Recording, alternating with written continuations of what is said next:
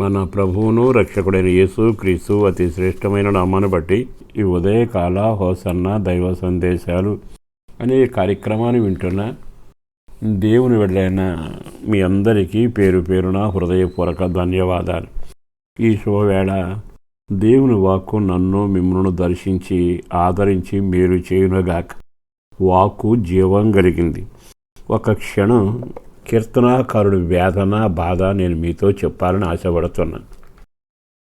అతని గురించి 88వ కీర్తనలో ఇలాగ రాయబడింది: యెహోవా, ప్రతిదినము నేను నీకు మొర్రపెట్టుచున్నాను, బాధ చేత నా కళ్ళు క్షీణించుచున్నవి, నీ వైపే నా చేతులు చాపుతున్నాను.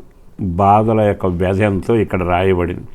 ఇతను అంటాడు కదా, ప్రతిదినం నీకు మొర్రపెడుతున్నానయ్యా అంటే ప్రతిరోజు నలిగిపోతున్న జీవితం, కృంగిపోతున్న అనుభవాలు, కలవరపడుతున్న సన్నివేశాలు. ఆ తర్వాత ఏడ్చి ఏడ్చి ఏడ్చి సమస్యలను దాటలేక అధిగమించలేక కళ్ళట క్షీణించిపోతా ఉన్నాయట. కొంతమందిని మనం చూస్తుంటాం కదా, అతగాడు క్షీణించిపోవడానికి కారణం ఏమిటి అని మనం అడుగుతాం. బెంగ పెట్టుకున్నాడండి అని, లేకపోతే తనకు దగ్గరైన వాళ్ళు చనిపోయారండి, తనకు వచ్చిన రోగం ఇలాంటిదండి అంటే ఏదో కారణం వలన అసలు క్షీణించిపోతూనే ఉన్నాడు. కన్నులు క్షీణిస్తున్నాయి, దేహం క్షీణిస్తుంది. అయితే ఈరోజు క్షీణించిపోయే వారి వైపు ఆయన దృష్టి నిలపగలిగినవాడు. ఇతగాడు అంటాడు, అయ్యా, నా చేతులు నీ వైపు చాపుతున్నాను, నన్ను చూడవా? ఒక పక్కన నా కన్నులు క్షీణిస్తున్నాయి, రోజు నీ సన్నిధిలో మొరపెడుతున్నాను అని తన బాధంతా దేవుని సన్నిధిలో వెళ్ళగక్కడం గమనిస్తాం. ఎందుకో ఈ మాటలు చదివినప్పుడు నా జీవితంలో కూడా ఇలాంటి సంఘటనలు దొరుకుతూ వచ్చాయి. మీరు మాత్రం ఇది అనుభవించలేదా?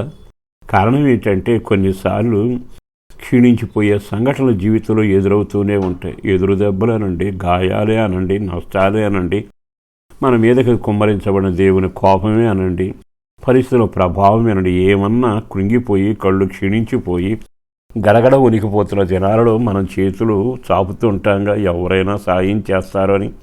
కొన్నిసార్లు మనుషుల వైపు చేయి చాపుతాం, కానీ స్పందన తక్కువగా ఉంటుంది. కానీ జీవాధిపతిని యేసు వైపు నీవు చేతులు చాపగలిగితే ఆయన తప్పక నీ పరిస్థితిని అవగాహన చేసుకుంటాడు, అర్థం చేసుకుంటాడు, నీ ఉన్న పరిస్థితిని చూస్తాడు, అన్నిటికంటే నీ ముఖాన్ని చూస్తాడు. నా దేవుడు ఎవరో తెలుసా? నీ ముఖ కవళికను చూశాక నువ్వు కన్నీడితో ఉన్నా, దిగులుతో ఉన్నా ఆయన సహించేవాడు కాడు. కారణం, మనం చేసిన సృష్టికర్త, మనం ఆయన పిల్లలం, ఆయన మనకు తండ్రి. ఇదే మన నిరీక్షణ, ఇదే మనకు ధైర్యం. చేస్తే చేస్తాడు, లేకపోతే లేదు అనక్కరడ.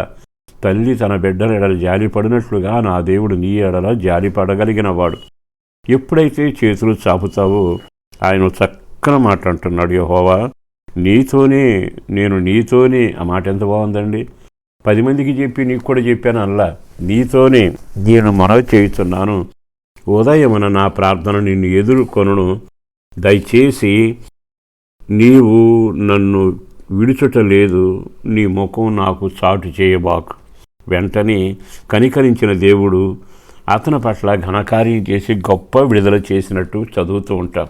ఈరోజు సేవకుడిగా నేను చెప్పగలిగిన మాట, నీ సమస్యలు ఎంత దారుణమైనా నీవు ఆయన వైపు తిరగగలిగితే నీ కళ్ళను క్షీణించడం చూస్తాడు, నువ్వు చాచిన చేతులను చూస్తాడు. నీవే తప్ప నాకు ఎవ్వరూ లేరయ్యా, నీతోనే మాట చెప్పుకుంటున్నానని నీవు పలికిన పలుకు ఆయన మనసును కదిలిస్తుంది. కదిలించడమే గాక కార్యం చేస్తుంది. మరి ఈరోజు సమస్యలు ఎంతకాలం సాగి వెళతావు? నమ్ముకున్న మనుషుల ద్వారా ఎంతకాలం ద్రోహం చేయబడి నటించిపోతూ ఉంటావు? ఒక్క క్షణం ఆయన వైపు తిరిగి ఆయన బ్రతిమలాడి ఒక్కసారి ఆయన దగ్గర మోకరిల్లి చేతులెత్తు. నీ ముఖాన్ని చూస్తాడు, చాచిన చేతులను చూస్తాడు, నీ పెదవుల్లో చేసిన ప్రార్థన వింటాడు. వెంటనే ఉదయమున కృప వెంబడి కృపచేత ఆయన నిన్ను తాకి ఉదయాన మంచు పడినట్లు కృపచేత ఉదయకాలం నిన్ను దీవించడం మొదలు పెడతాడు. నీవు సిద్ధపరిచిన ప్రార్థన నీ దగ్గరికి వెళుతుంది. తప్పక నీకు మేలు జరుగునుగాక. అట్టి ఘనకార్యం జరగాలని ఒక సేవకుడిగా మీ కొరకు నేను ప్రార్థన చేస్తాను. తప్పక ఆలకించి అంగీకరించి కృప చూపే దేవుని వైపు తిరగండి. ప్రార్థన. పరిశుద్ధుడును ప్రేమామడిన ప్రభు, వందనాలయ. మా జీవితపు అనుభవాల్లో మానేవారు ఎవ్వరూ ఆధారమైన వాళ్ళు కూడా కనబడరు. బాధల చేత కళ్ళు క్షీణిస్తుంటే మా ఆధారం నీకేమని మొరపెడుతూ నీవు తప్ప మాకెవరు లేరని ఒప్పుకుంటూ చేతులు చాపుతుండగా త్రోసివేసే దేవుడో కాదు గనక వారిని కనికరించండి. వారి కుటుంబాలు కట్టబడాలి, తిరిగి మార్పు చెందాలి, కృప కలగాలి, క్షేమం కలగాలి. వారి మీద నీ కనుదృష్టి ఉంచండి. మంచి రోజులు కలగాలి.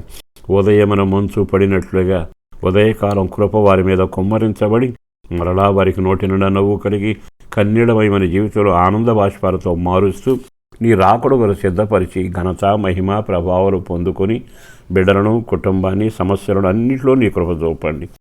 క్షేమం కోరుకుంటున్నాం, ఆరోగ్యం కోరుకుంటున్నాం. ప్రతి విషయంలో గుప్పిలు విప్పి కార్యాన్ని చేయండి. యేసు పేరట వేడుచున్నాం తండ్రి. ఆమేన్.